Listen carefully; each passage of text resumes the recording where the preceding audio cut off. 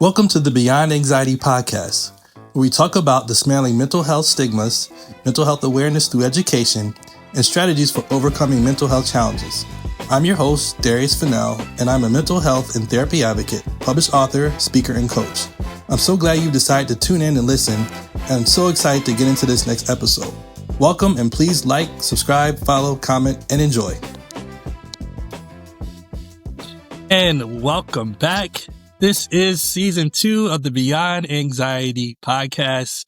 I'm your host, Darius Fennell. I'm so glad you decided to tune in. We're going to jump right in here. I have a special guest, Mr. Juan Lee. Just a little bit about his background before I let him take the mic and bless us with his wisdom. He is an author, a speaker, and the founder of Clear Journey.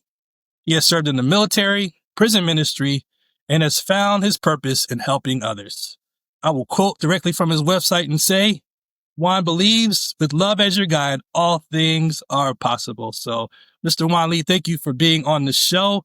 I'd like you to tell us a little more about yourself, your foundation, and how life experiences kind of led you to where you are today. Hey, I thank you. I appreciate you for having me. I really do. I tell you, I really enjoyed the name of your podcast, Beyond Anxiety. Thank you. We all have to understand that we have something beyond that thing called anxiety. Yes. And I really admire the name of your podcast. Thank you. Yeah, I'm Juan Lee. Like you said, I'm an author, speaker, founder of a nonprofit. And the nonprofit stems from my book, which I wrote called Love Made Simple. Yes. A guide to inner peace, contentment, and success. And what the podcast, the nonprofit is all about is making love practical.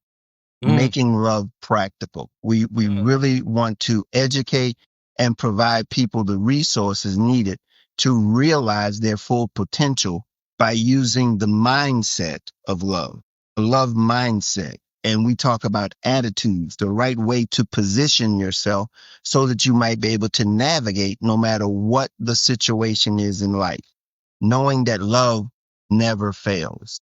It never fails. And so that's what we do. We have a podcast that's called It's Life, where we bring on special guests that are experts in specific areas in life, and we connected to the right attitude for that particular area in your life so that you can navigate it with the right mindset so that you can get the fullness out of the information to navigate it properly. And then we have another podcast, which is called The Philosophy of Love, which is really the science behind love. Really how love actually lines up with science to be able to show you how we actually function and how we're supposed to function if we know all of the science behind it. You know, it took me to, and it's really phenomenal. I have a psychologist that we talk on this podcast with, and he talks about how he, all of the scientific things about how we are constructed in our minds and how we are wired. And I use it and I break it down into just love. It's what love does that propels us to be able to do the things in our minds. They need that type of stimulation to get that kind of response so that there is a reasonable way to navigate life. Wow. We are fit. We are equipped to be successful. And love is the tool that we use to do it. That is absolutely fascinating. So my background is engineering. So immediately when you say science, I'm like, wait, I've never heard anybody talk about love in the context of science and the mind. Is there a biological component to it, or is it more so the mechanics of the mind thinking and the wiring of the brain? It's basically how we are wired as human beings. Okay. As human beings. For instance, we are creatures that desire connection. Yes. We desire connection. And if we don't know how to connect And the biggest thing that we use is through communication, where we are typically missing it. We're missing that connection with our communication. And it's basically due to our motivation. And our motivation comes out of what stimulates it. What's motivating us to be able to act the way that we act.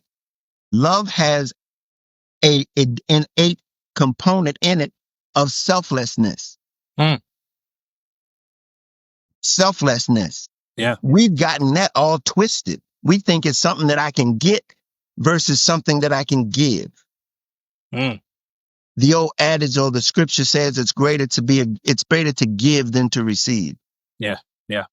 If you only could understand the simplicity of that statement, to understand the power of it, because we're talking about to give, you have to have. I was just about to ask you that. In You terms have to of, have. yeah. So I want to ask you, good segue into this is, number one, how do you define love? And what would you describe as the obstacles of receiving love? The obstacles. Well, let me first give you the definition. The definition is acting on behalf of another. Acting on behalf of another is what love is. And so when we can understand that, it automatically implies a motivation of selflessness. Wow. It basically says, I'm going to act on behalf of another. Wow. I've never heard that definition before. I'm going to put myself in the space so that it might benefit someone else. If I was to say the attitude that is required, it's sacrifice. Wow. I'm going to put it. It sounds like empathy is a big part of that as well. Absolutely. We're talking about what does it take to care, empathy. Another one of the attitudes is care, and that's consistent with empathy. You've got to be able to put yourself in a position of caring for someone else, having that input or that desire. But that goes back to the very nature of what love, the tool that love does, is it defines purpose. Love defines our purpose. Hold on, man. I feel like I need a notebook. I know I came to host a podcast, but I'm like, this brother is dropping jewels right now. I never heard this before. Please. It's purpose. And see, here's the thing. Most of us fail to understand the difference between originality and purpose. Originality is what's originally mine. That's my uniqueness. Yes. But my purpose is no different than yours, and love defines it for us all. It's the benefit of protecting and preserving humanity from generation to generation. That's what the tool of love does to all of humanity. No matter where you are, what your ethnicity or whatever it is, love never fails no matter what space and time you are in. So is all this in your book too? This is the upscale. This is the advanced version. The book really takes us to the principles. It talks about the principle. The practical application is the thing that you get when you get me. I got you. Well, I mean, you need the foundations and the understandings before you get to the practical, in my opinion. So, yeah, I don't know whether to continue this interview or go to Amazon and get your book right now.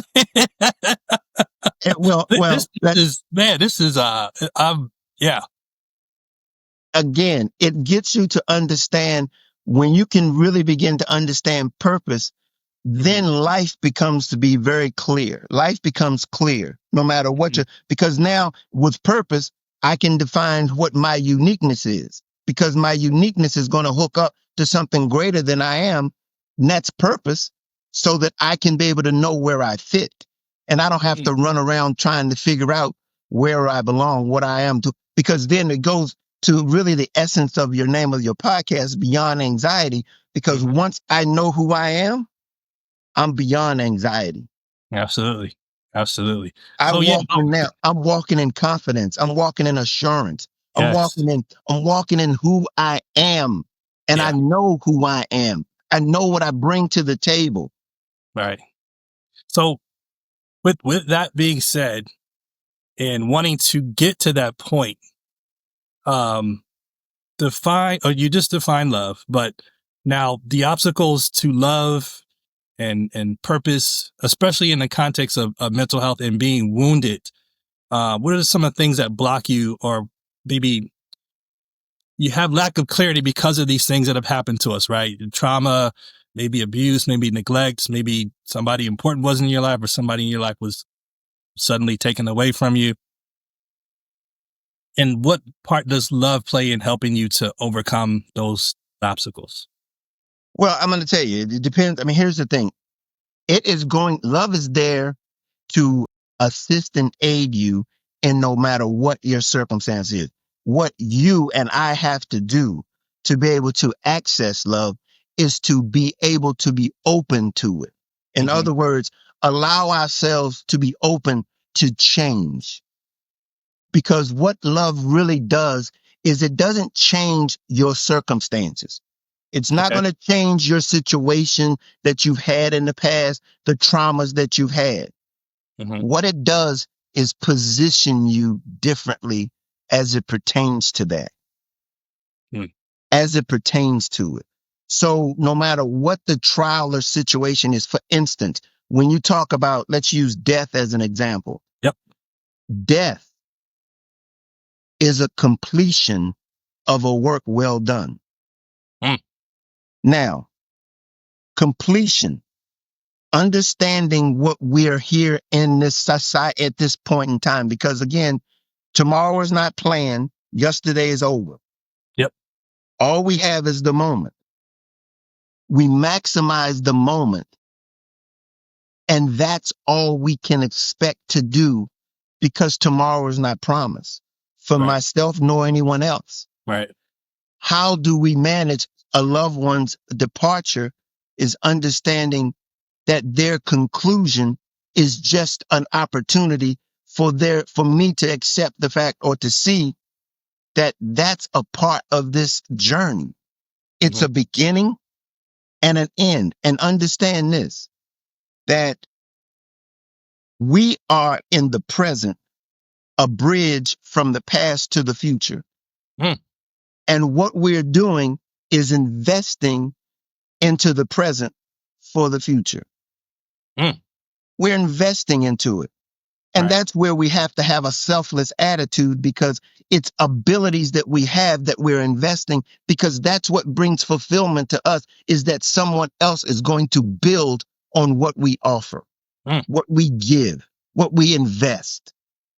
And so if we understand that this thing called life is only temporary, Right.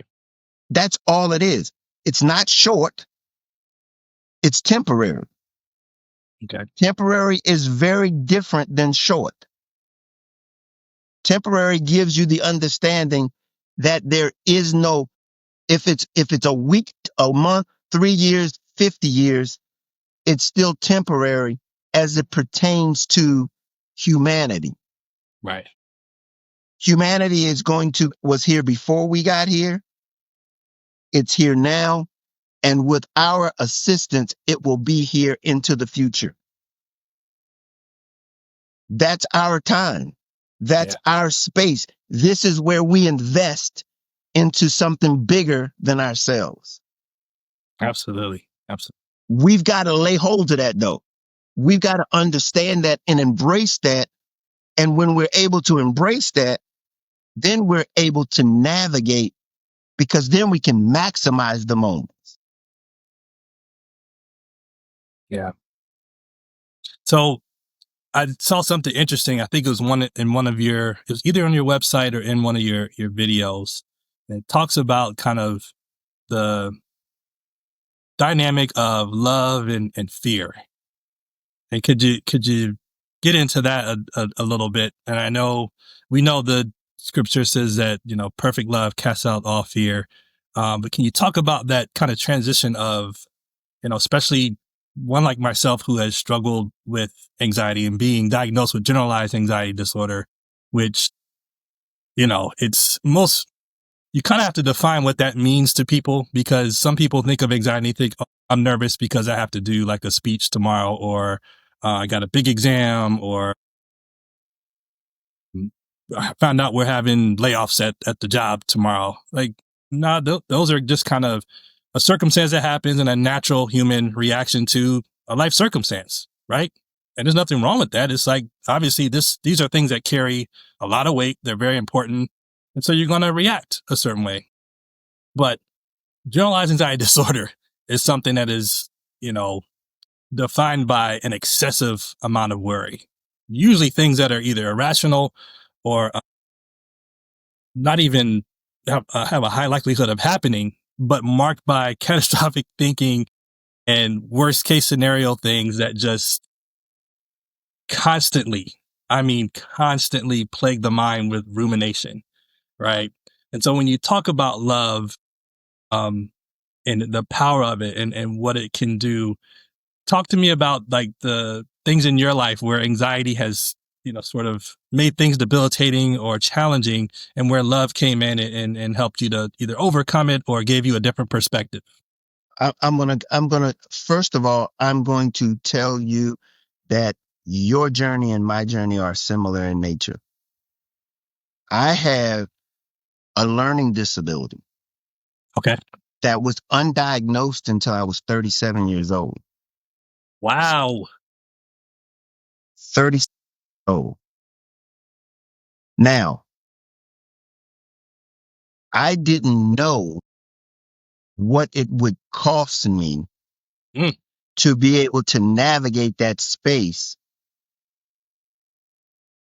but that was anxiety. I had to navigate that space because I had to create something for me that was unlike anything else for anyone else, because I didn't measure up. So if I was to succeed, I was going to have to create and blaze my own trail. Gotcha. And as a result, it was always thinking. It was always thinking to the point where it was always looking for the next shoe to drop. Yes. Always. Okay? Always looking for the next shoe to drop. Yep. And once you get to that mindset, once that thing gets, anything that contradicts that concept makes anxiety even higher. Yeah. Because that's your comfort zone, is being able to predetermine or to establish something that trying to prevent something from happening that hadn't even happened. Yes. So let me be clear. I understand what you're talking about. Absolutely. Here's the thing that really makes the difference at the latter part of that, especially because now I've been married for 28 years. Okay. And if you're talking about having to bring two people together as one, whereas one was very academic and the other one was a blazer and trying to create things, making that thing work. Here's the kicker. When we're having those types of conflicts as it relates to internally having to be in control versus the ability to manage. Love will allow you to look circumspectively at the situation, not having to be in control. But it allows you to be a manager and because this again, navigation. It's about it's about managing not only the circumstances, but also understanding that what you can't control, you don't it's not for you to control it. Right. It's about for you to be able to navigate and manage it. And how do you do that? Is you do that with what you have. And and what I use are those tools called those attitudes of love. Yeah. So when circumstances come in, it doesn't matter what the situation is. I go directly to those attitudes. How can I demonstrate love in this situation? How do I demonstrate love in this situation? Because if love never fails, that's what I want to be in. I want to be aligned with love. And so instead of me And I'm telling you, this is an ongoing process. This is not Yes. something that you just do. And I'm still doing this constantly in my life today because I said I have a learning disability. And I told you before when we talked, this is all new to me. What we're talking about, this nonprofit, this speaking, this podcasting, this book writing, all of this is new. Yeah. I have a learning disability. Let that resonate for a minute. If I'm doing something new, I've got to learn how to do it. Yeah. I've had to learn that I can't be anxious. I have to be at peace. Again, my book is Love Made Simple, the guide to inner peace. I have to be content, meaning that I'm okay for where I am with a desire to want to grow and know more. And success, having all my needs met. So are these, speaking of these things, are these some of the attitudes that you mentioned, or these are other? Those are states of being as a result of the attitudes. I have peace because I have these attitudes. I'm managing through these attitudes. When I need to be, I give one of the attitudes is being tenacious. Okay. Is one of the attitudes is being tenacious. That means that, look, only way you lose is to quit. Yeah. Yes. Yeah. Ain't no quit in me. Right. So, so I control whether or not I quit. That's not failing. Right. I'm not going to quit and I ain't going to fail. Right. Okay. So that's the mindset. These are the things that I'm talking about. The mindset is really what dictates your outcomes. And so that's the mindset, the attitude, how we're going to navigate, how we're going to position ourselves no matter what the situation is. There's a good side. And here's the thing. It's not a good and a bad. It's a good and better.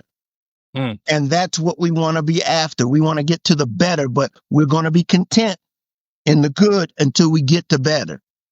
Okay. Okay. So that's how I look at situations.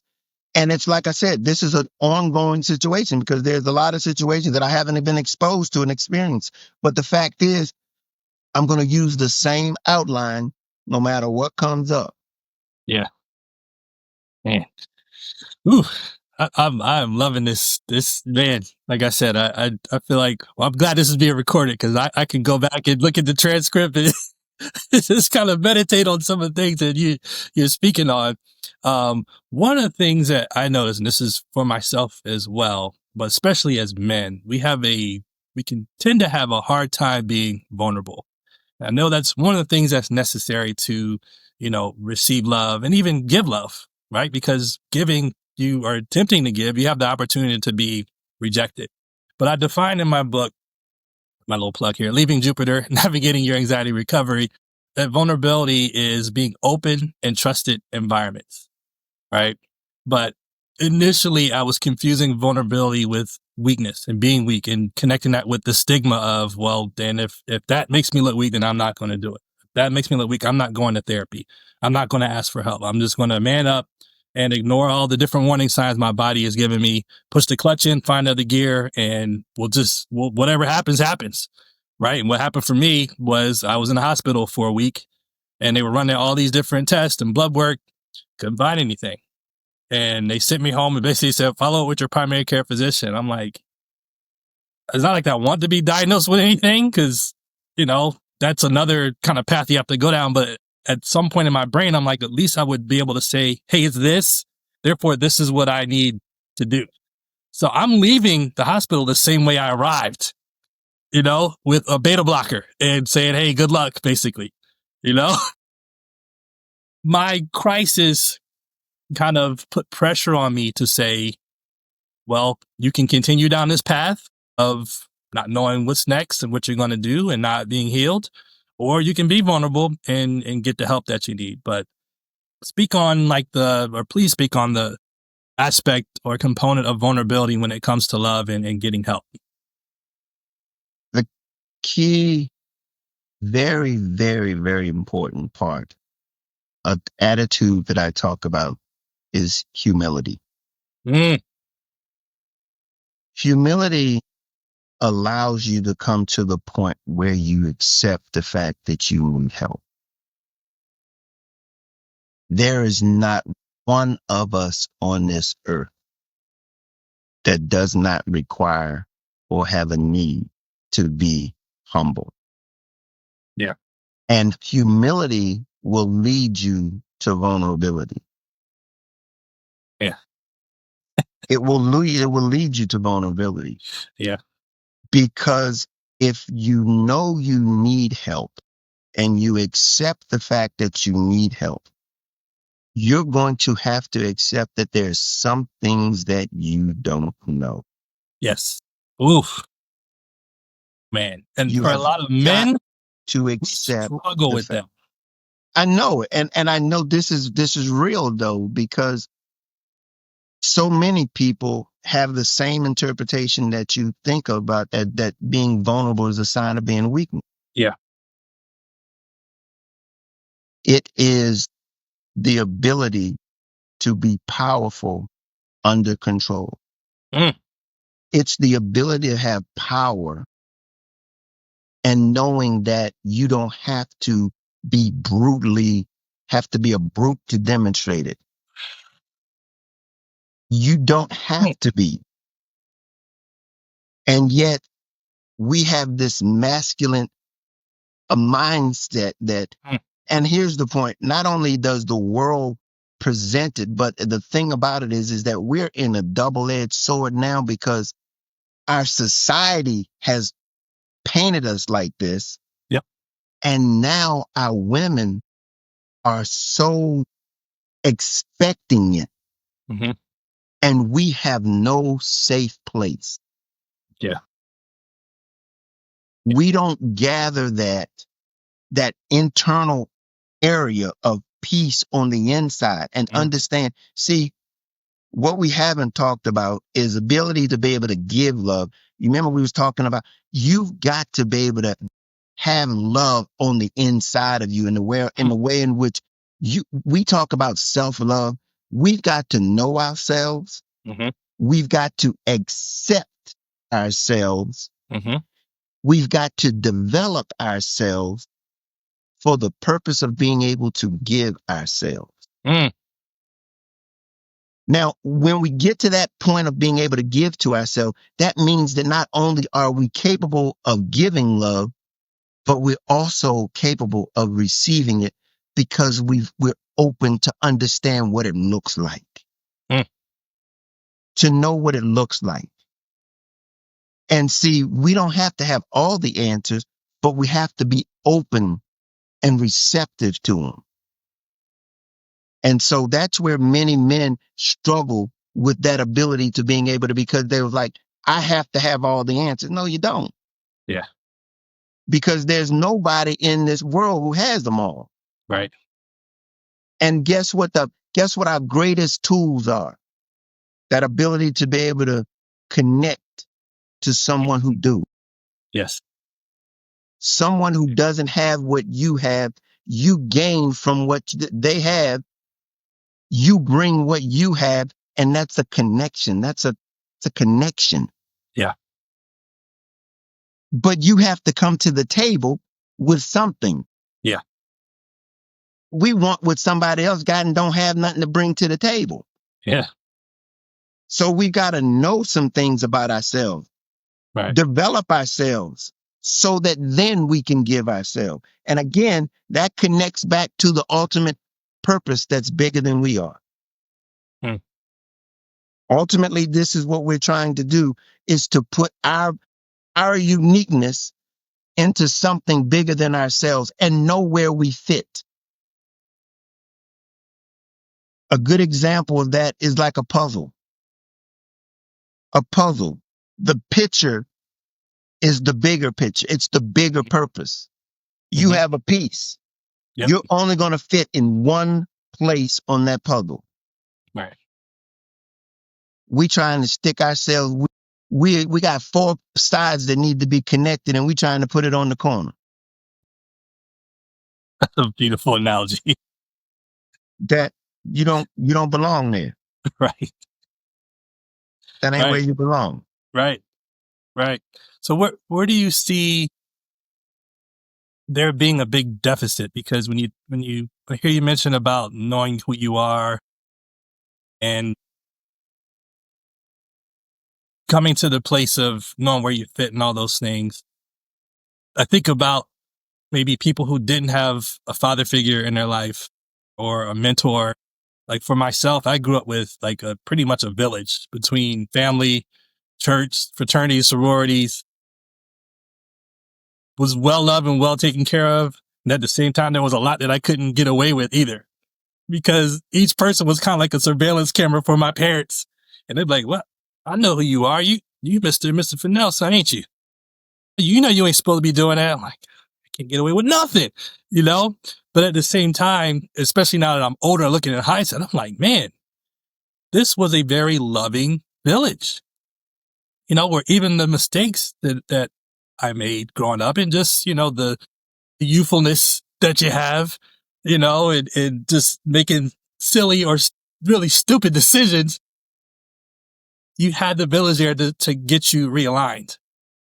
And even though discipline was necessary, maybe it didn't feel good at the time, you look back and say, man, I'm glad that they nipped that right when they needed to and allowed me to, you know, come into correct behavior. But the root of that was being loved, not just, hey, if you do that, you're going to get punished, but I love you too much to let you go down there. So we're going to bring you right back here. But for the folks who maybe don't have that and didn't have that, like, I guess, what are the types of things I guess this is where your foundation comes in and helping people to develop that. But I think about the folks who maybe didn't have it. When I was mentoring at a junior high or middle school years ago, back in, I think it was 2008, 2009, I met so many kids who you could tell just did not have that in their life.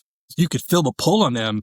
Even though I was assigned to one kid, there were many people like, man, will you be my mentor? And I would spend time with them as I could, but I was assigned to this particular person. Mm-hmm. But you could feel the pull of them needing and wanting someone to, hey, pay attention to me. I want to feel value. I want to feel love. I even want correction, even though they won't come out and say it. But they know that, oh, you're doing this from a place of love, and I don't have this at home. You know, you just said the actual thing that you had a village. And the thing about a village is that a village shows up. Yeah. See, a village shows up. And it's amazing. The benefits of the village is that they show up. Mm-hmm. Even though you might not always want them to show up, Right. they are showing up. And that's the difference. Yeah. That's the difference.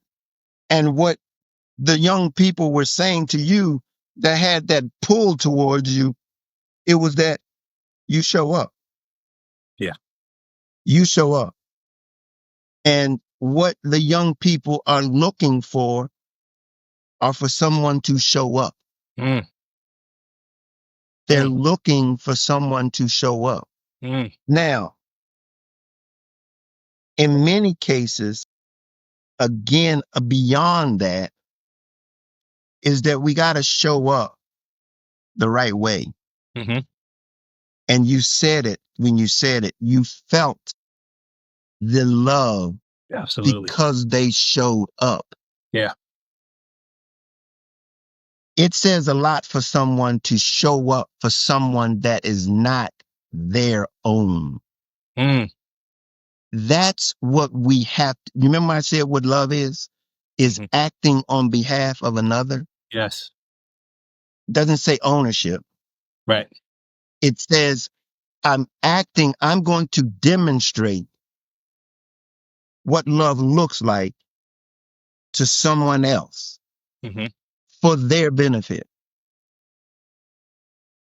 We've got to be able to want to show up on behalf of others. And for those that are in need, that's why we want to know ourselves, develop ourselves, and so we can give ourselves. Mm-hmm. And that's what we're going, because somebody have they're needing what we have. And so for those who have not had that experience, they're going to have to engage themselves or get around someone who is willing to give that demonstration to them. One of the things that I talk about in the book, and you'll see it, is the foundation of the family Mm-hmm. is the foundation of our development. Mm. And it's when we miss that, we're making adjustments all the way through life. Yeah. All the way through life. And what those adjustments then turn into is my own truths. And truths are what we have built it up to be what I believe. Yeah. And then what it is I'm going to act on. Right. And that's why when love is demonstrated, it is to show for the purpose of that having the ability to adjust what you've been taught. We have to, and many times have to deprogram before we can reprogram. Yeah. And so that's going to take some adjustments in how we perceive things, how we see things in going forward. And there is so many demonstrations that we have to understand there's more than one way to skin a cat, so to speak. But if only we see one, we continue to do the exact same thing and get the exact same results Yes. over and over Yes. again, not knowing that the results is not going to change until we change. Yeah. Yeah. I think it's something I think we had chatted about it before the recording started, was getting to the point where you admit, especially as men, that you don't know everything, and when I was at my breaking point back in 2018, part of me understood that, but the other part of me didn't want to show that, to my family, to my wife. Like, in my brain, everything can be solved. Everything has a solution, and I can acquire what that solution is on my own, until the phrase I use is the bill came due, and, trying to reach for external validation, my sense of worth coming from what I could do, what I could provide, what I could demonstrate, the amount of money I could bring in, the things that I could acquire. Once the mechanisms to doing that broke, my question to myself was, well, who am I really now? If I'm not this and I can't do these things, especially for this window of time, I'm like lost. And so I have one or two choices. I can continue down this path, or I can come to terms with myself and say, yeah, you don't know everything. Even if you try to go and find the things on your own, you don't have the time or capacity right now. And so that's what made me pick up the phone or go online and fill out all the stuff. Here's the big irony. Back in 2017, my wife and I, we lost a baby at 20 weeks. And had opportunity to go and get some counseling for it. And I'd focused so much on just trying to make sure the rest of the house was okay, my wife was okay. And, to me, they certainly go through a greater burden, when experiencing a loss like that, because they are the carriers, right? And so I ignored everything that I was feeling and dealing with. I saw all the warning signs. It wasn't like I was oblivious, but I was like, let me take care of everybody else, then I'll get back to myself. But I never did that. I just kind of stuck with just making sure, it's almost like trying to prevent the boat from filling up with water, and your concentration is just get the water out, get the water out, get the water out, keep everything afloat. And I was one click away from setting up the first appointment. And I don't have a lot of regrets in life, but that was definitely one of them. Because I'm not saying I wouldn't have still not gone through a difficult period and moment, but not to the degree that I did. Not 4 years of debilitating anxiety where I had agoraphobia and did not want to leave my bedroom. Every time it was time to, just go to the supermarket or go to a doctor's appointment, it was torture.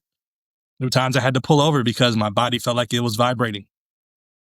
All the symptoms that came from anxiety, the tightness of chest, the tightness in my sinuses, feeling like I can't catch my breath or grasp, the palpitations, the fast heart rate. Heart rate, was sometimes up to well over 100 at rest, and now that I've been through all the gazillion tests or whatever, I know from a cardio standpoint, like that's not dangerous, but it sure doesn't feel good. Most people, and I'm a former athlete, your resting heart rate usually between 60 and 80 when you're in a really relaxed state. I was nowhere near that. For weeks and months at a time, I had small periods where I was like, oh my gosh, I forgot what this felt like. And then boom, here comes another, Mike Tyson, blow of anxiety that would, be stuck and sustained for, felt like forever, but that over giving, that overarching reach for something that was supposed to be internal. Can you speak to sometimes how we have a lack of balance of, that acting on another's behalf, but to the point where you're giving so much that you're neglecting yourself, and then the bill comes due, you break, and now here we are. Everything that you just said, I have been on that journey. I've been on that journey. I've been to the doctor and had all the tests. And they come back with nothing. Nothing. John, you're crazy. It's like, what? Years. Yes. Years. Yeah. But again, what love has done has taught me, because again, I'm a few years older than you.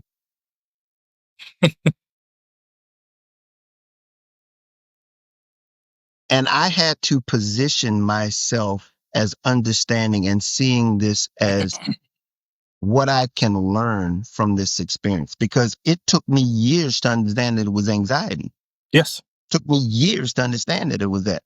And when I understood that I was able to connect the dots, to let you know, or let me know, that physically, emotionally, and spiritually, you're connected. All of those things are connected. And your body will respond to anything that is out of line, that is misaligned in those three. And it will show up in so many different ways. So many different ways. So yes. I've looked at it as the things that I have learned over this 5 or 6 year journey that I was on, I now use that in understanding this body that I am in. My mental needs to be monitored and understand what's enough. Yes. And be able to say, okay, enough is enough. Yes. And be able to stand back. Now, you cannot give what you don't have. And until you recognize what it is you have, you need to stop giving.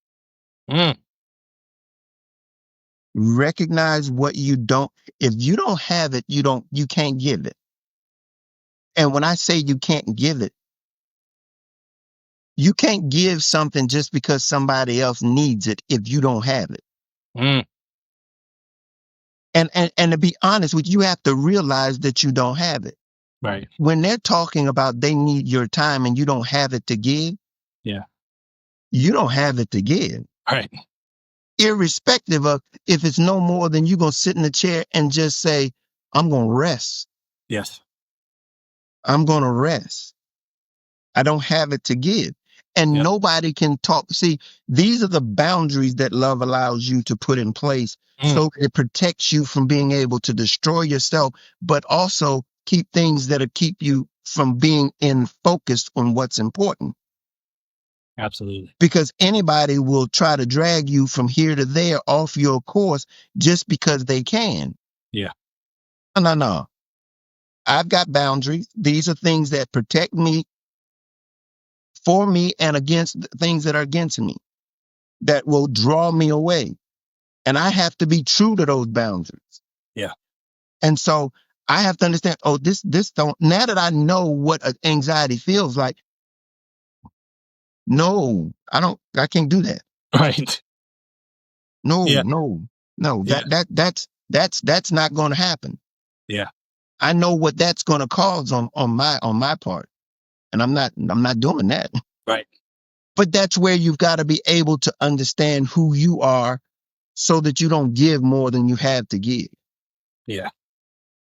So yeah, when you talk about, acting on behalf of another, it's only acting out of what you have to give.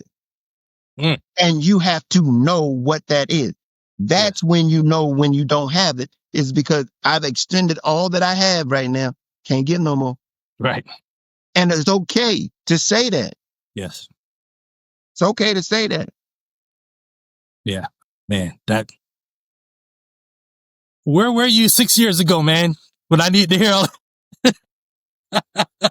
Yeah, but again, it's a natural progression Yes. of knowing who you are. Yeah. It's all about knowing who you are. When you know who you are, you know what you have to offer. It is nothing like the confidence of being able to step into a space and say, this is my space. This is what I Yeah. have.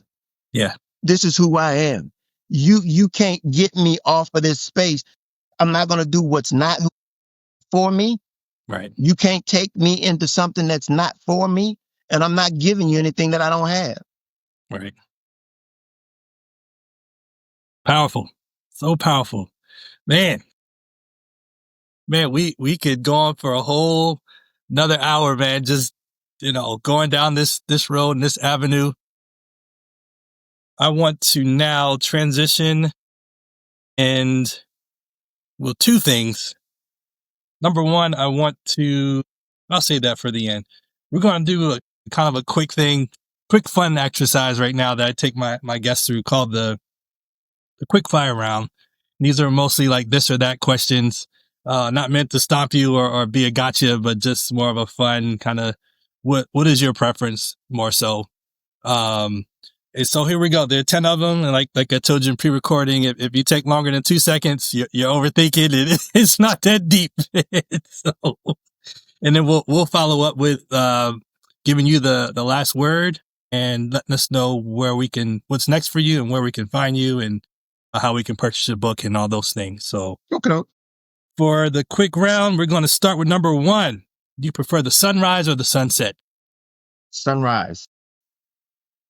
Do you prefer beach or the mountains? Probably the mountain. All right. Road trip or flight? Flight. Flight. Who is your favorite musical artist? Your favorite musical artist? Man, you surely. The first thing that comes to mind right now, I'm going to say, is Anita Baker. Okay. Very good. Are you an early bird or a night owl? Sunrise. There you go. Are you a planner or do you go with the flow? Planner. But did you know what though? It depends. I'll be honest with you. Hybrid. Because I like planning, but when it comes, let me just rewrite. If the opportunity presents itself, I am going to be a go with the flow. Okay. Meaning if it's an opportunity, that's what it means to know yourself. Yes. Is to be able to take full advantage of the moment. Okay. And so, like we plan, but I'm telling you, if it wake up in the morning, if everything is a go, I'm gone. Yeah. Nice. Love it. Do you prefer a text or phone call? Phone call. What current book are you reading, or what was the last book that you read? Build a story brand. I know I'm touting something for somebody else, but build a story brand. Again, go Amazon to get that one too. Again, this is how I'm into growing every day. Okay. And I'm learning terminology and learning things that I need to, building a brand story. Love it. So never a day goes by. All right. And last question, spicy or mild? You know what? Don't start with me because, and I'm going to say this because I ordered a new hot sauce and it's Oh, got a sweet taste to it that came in today and I got it from Amazon. Oh, wait a all minute. right. No, I got it off of TikTok. You got to share that, brother. I mean, so my wife she gets on me because I'm always doing some type of, TikTok stuff. Yep. But Yep. it's a sweet hot sauce. Hey, yeah, we'll talk after we finish recording on that one. So cool. Well, thank you for sharing those 10 quick round fire responses. Those are always fun.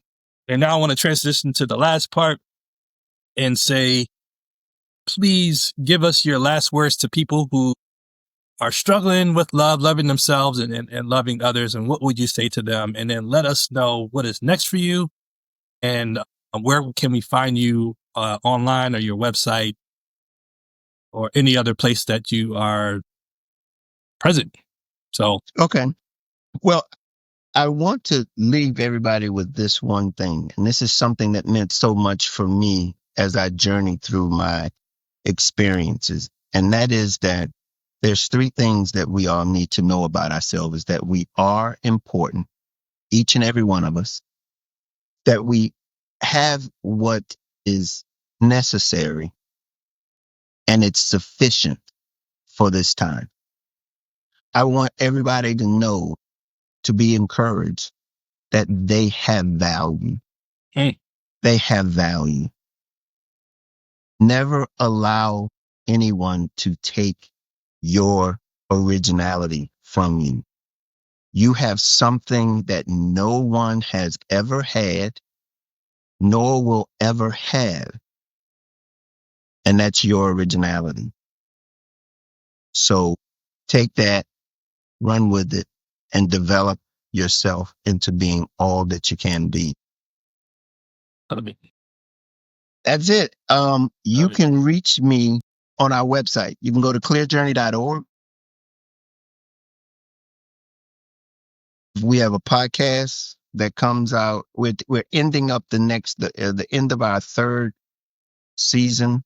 Okay. Will be, I think, the end of this month. I don't know when you're going to air this, but the Mhm. season will conclude the end of October. Okay. And with the two podcasts, so It's Life and The Philosophy of Love.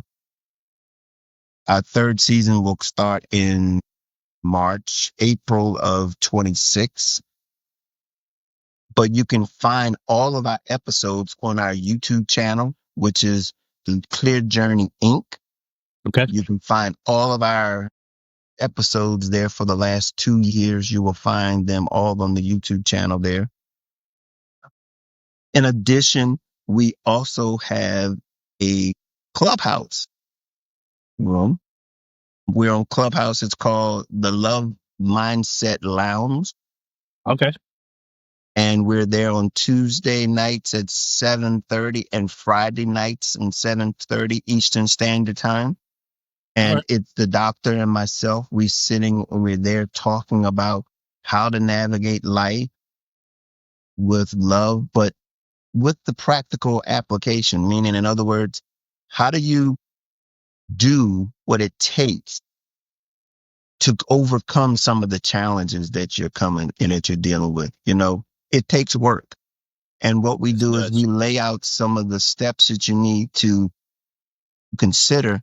And if you need to go get the professional help to help you do the things that you need to do, by all means, go get the help that you Yes. need.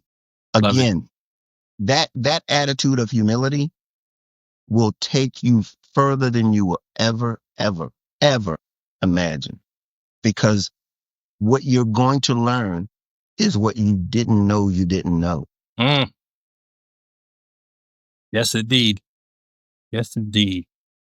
Well, Mr. Juan Lee, thank you for being on the show. It's been an absolute pleasure having you on and hearing your wisdom and your life experiences. And I'm sure the audience got so much out of that and so many nuggets. Like I said, I will be looking at our transcript and going over some of the things that you said, because man, this was extremely powerful. So thank you for those last words, and thank you for letting us know where we can find you. I also have that information in the caption. And so with that being said, ladies and gentlemen, thank you for tuning in. You know the slogan, find your recovery path. Thank you for tuning in. Until next time, take care.